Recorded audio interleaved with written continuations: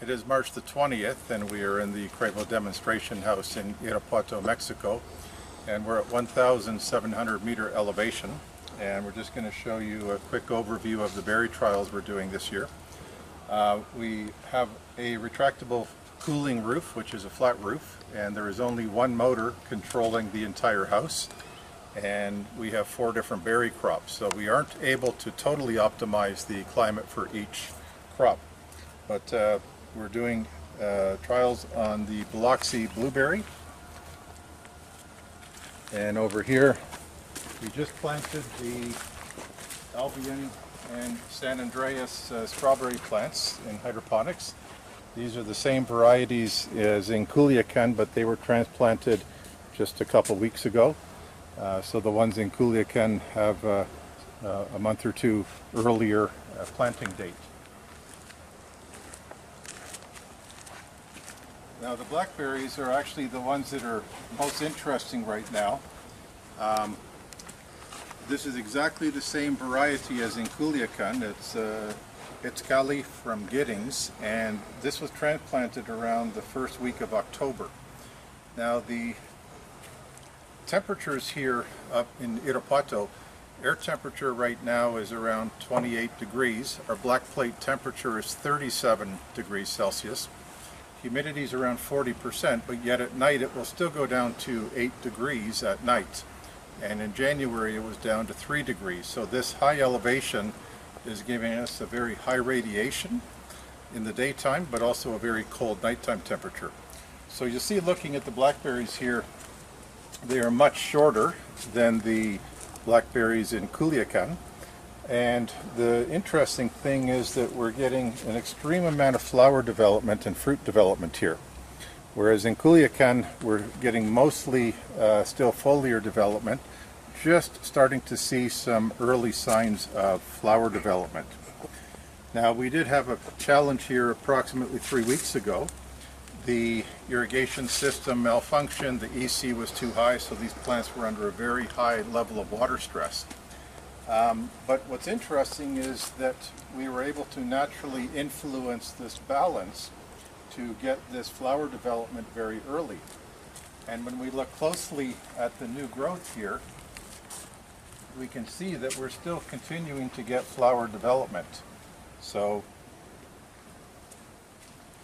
even on the new growth, we're getting flower development. So one of the things we're starting to focus on closely is here in Irapuato we have a very high transpiration environment causing a high level of water stress, which is giving us a very strong flower and fruit development right now without any chemical applications. And whereas in Culiacan, the higher temperatures and higher humidity level is causing a more vegetative response, and so we're going to have to artificially stress the blackberries either by reducing water or by applying the chemicals to defoliate the plant. So we're going to be following this comparison between a high transpiration, low transpiration environment to see how we can manipulate the harvest timing and the length of the harvest season between these two environments.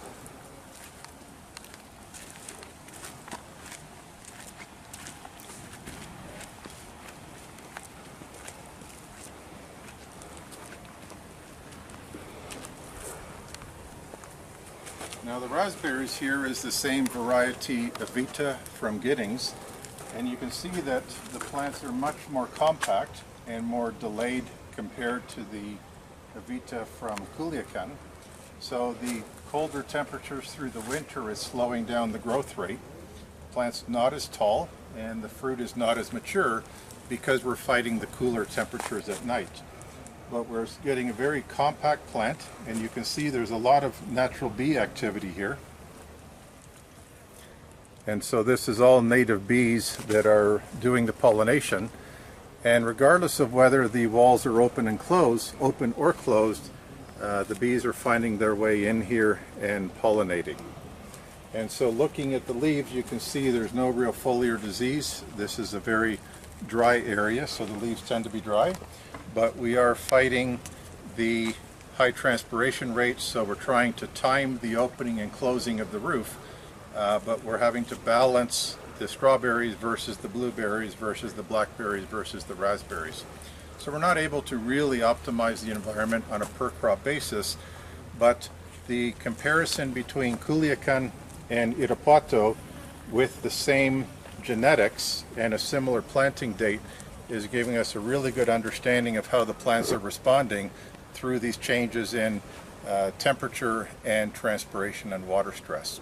So we'll be back here in a couple of weeks to see how the plants are developing as we move into the hotter times of the year.